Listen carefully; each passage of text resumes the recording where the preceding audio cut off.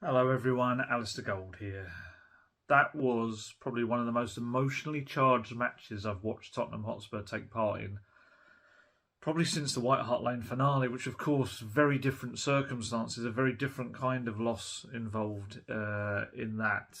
And yeah, I think I could tell. As soon as I turned up at the Amex Stadium, just talking to some of the club staff and just seeing their eyes, a lot of people with wet eyes kind of ahead of the encounter, and I guess it was just, Gianpiero Ventroni not being there probably was just such a strange feeling, although he hadn't been at the last couple of games. But for them, this was someone that was just so in their daily routine. And I think with that as the context, it just makes what the team managed to achieve yesterday all the more impressive. It really was. But yeah, Hoiberg played his part in that. He was just constantly driving up and down. He was like an Energizer bunny. He was just constantly going up and down the pitch, playing all these quite nice little passing triangles with other players, getting forward, pushing them on. Like I say, he was covering for the wing backs, covering for the meandering Romero at times when he went up the pitch as well. It was so persistent in his pressing and the intensity. And actually, that was really good across the pitch, was a lot of the intensity as well. Again, when you're emotionally drained as well after the events of this week, I thought that was even more impressive. But yeah, there was one moment when Hoiberg was pressing so high up the pitch, he kind of got in the way of a clearance and the block flew just wide of the goal. It was almost a goal from that as well. He's such a leader on the pitch as well. He's an organiser. There was one moment he had a shout at Sonny. It was nothing bad. It wasn't like having a mass go at him, but he shouted at him because he could see that Sonny was having a bit of a chat with Harry Kane. And it was like the keeper was about to take the kick, and it was like you could see Hoiberg shouting to Sonny, like, "Get back, get in position, like stop jabbering away, and come back and get in position, and be ready where you needed to be in this." And Sonny, to be fair, Sonny instantly there was no complaining, it just immediately, "Oh yeah, it's my job," kind of thing. And I think that's one of Hoiberg's massive qualities. I do feel he's such an underrated player. I feel because he's not a sexy footballer, he's not going to do these incredible things on the ball. And there's occasionally moments where he looks a little bit clumsy. But I think he's one of those players where you take him out of the team and you miss him. You maybe don't, you're one of those where you don't know what you've got till it's gone kind of thing. I was looking at Spurs put out his stats just before I started this, funny enough. 94 touches, 78 passes, 4 interceptions. He did. He dominated the midfield at times. He really did. And especially with the pressure that Spurs were under kind of later on as Brian was really trying to sweep up the pitch. A lot of the good things came from Hoiberg getting the ball back and suddenly springing Spurs away in the opposite direction. I'd actually say, talking about Son, I did feel that he looked more comfortable in that strike pairing again with Kane. We know it's something that we've seen a lot of in the past, especially in the Mourinho era. And it's no coincidence, I don't think, that 3 goals came when he was in the 2. 3 goals against Leicester came when they were in a little pairing when they switched to a 3-5-2. That's not to say he's not great in a 3-4-3. I mean, he got the golden boot in a 3-4-3. So, clearly he's very versatile, can play in any position. But yeah, I felt he looked quite dangerous, and his runs really put them on the back foot as well. Grabbed the assist, obviously, for the goal. He actually had another moment where he curled a beautiful shot into the corner as well, but he was just offside afterwards. The linesman put his flag up so late.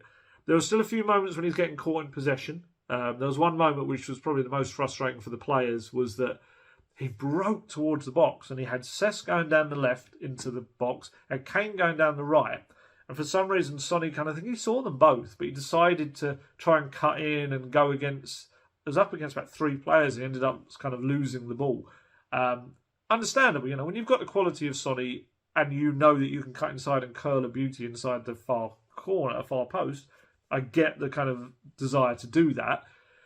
But yeah, just in those little moments, I think at the moment when his confidence isn't sky high, I think it's in those little moments where I think top Sonny would have looked and quickly played that to Cesc or Kane. You could play that to Cesc, who's in the space, and that ball could have gone across to Kane, or even Sonny running in to then collect it back himself. And that'll come. Like, Sonny is class. He is, again, don't doubt Sonny. But there's little moments like that I know he will analyse after the game, because like he said, he watches all of his performances back, and he'll watch that little moment back and think to himself, okay, next time that happens, I have to make the right decision there.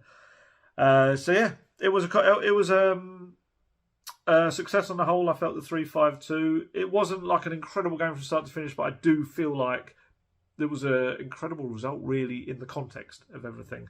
And the 3-5-2, I did like it, and I think we'll see a lot more of it. And I do think you'll also see Skippy go in there as well at points.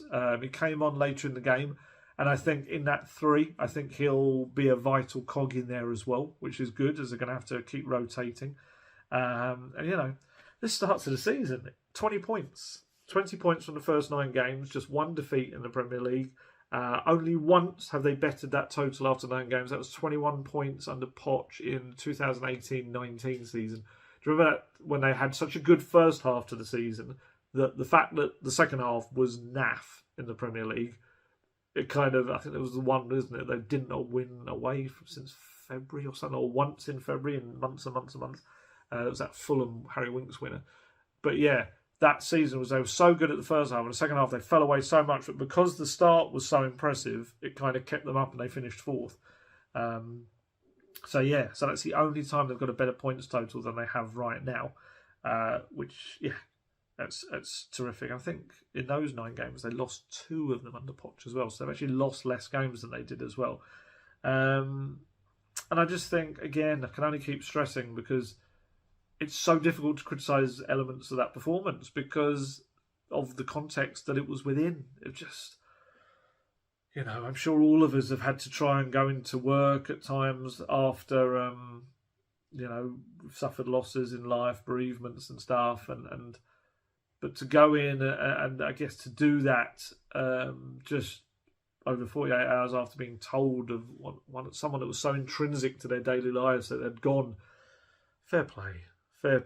And like I say, fair play to those fans as well. They were incredible, the Tottenham fans. It's been a really cruel week for Tottenham Hotspur, but the players responded in the only way they know how, and the way that Gianpiero Ventroni had prepared them. And I do think that was incredibly fitting. It really was.